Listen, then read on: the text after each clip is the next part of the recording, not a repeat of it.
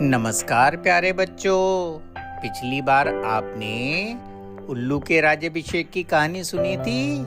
आज मैं आपको एक बहुत ही प्यारी और मजेदार कहानी सुनाने जा रहा हूँ।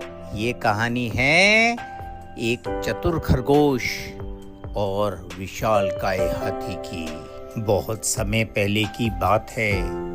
एक बहुत ही हरा भरा और सुंदर जंगल था। उस जंगल में रहते थे बड़े बड़े हाथी, जिनका सरदार था चतुर्दंत।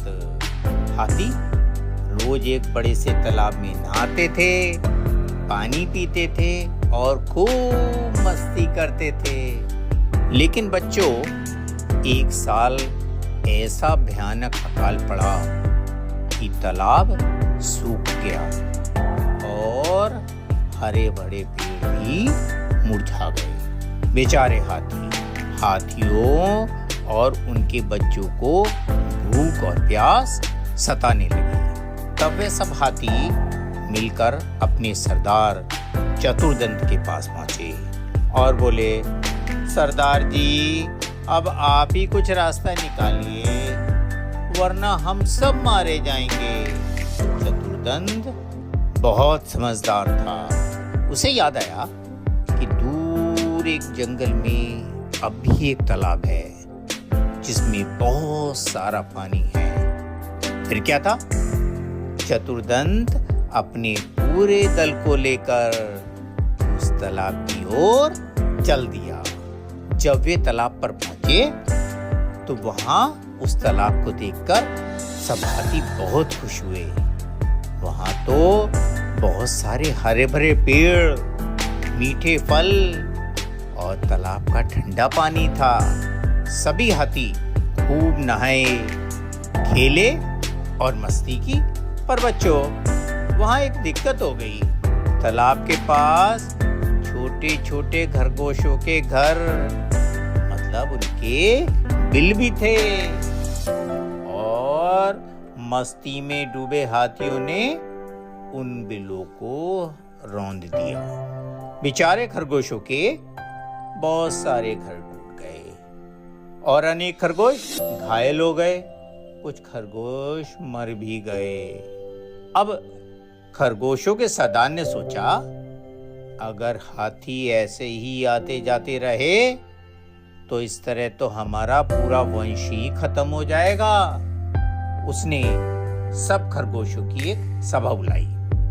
एक जवान खरगोश बोला, सरदार, हमें ये स्थान छोड़कर किसी और स्थान पर चले जाना चाहिए, जिससे हमारी कम से कम जान तो बच सकती है। हमें इस स्थान को छोड़कर ही जाना पड़ेगा। बहुत सारे खरगोशों ने कहा कि भाई यही सबसे उचित रहेगा। इतने में एक बुजुर्ग खरगोश बोला, नहीं नहीं, ये हमारी पूर्वजों की धरती है। हमारे पूर्वजों ने यहाँ पर ही जन्म लिया था और यहीं पर अपना जीवन व्यतीत किया था। उन्होंने ये धरती अपने आने वाली पीढ़ी को सौंपी थी। तो हमारा भी दायित्व होता है कि हम इस धरती को नष्ट होने से बचाएं।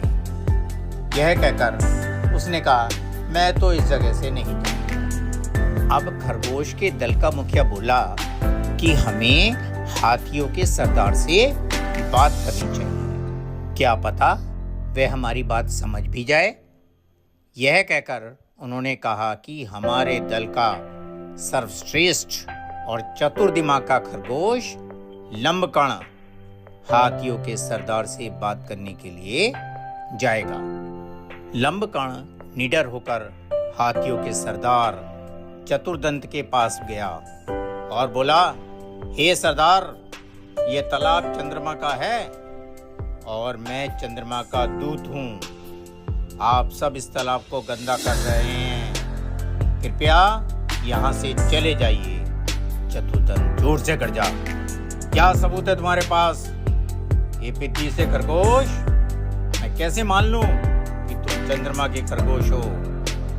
और अगर तुम चंद्रमा के खरगोश हो तो बताओ, अभी चंद्रमा कहाँ पर है?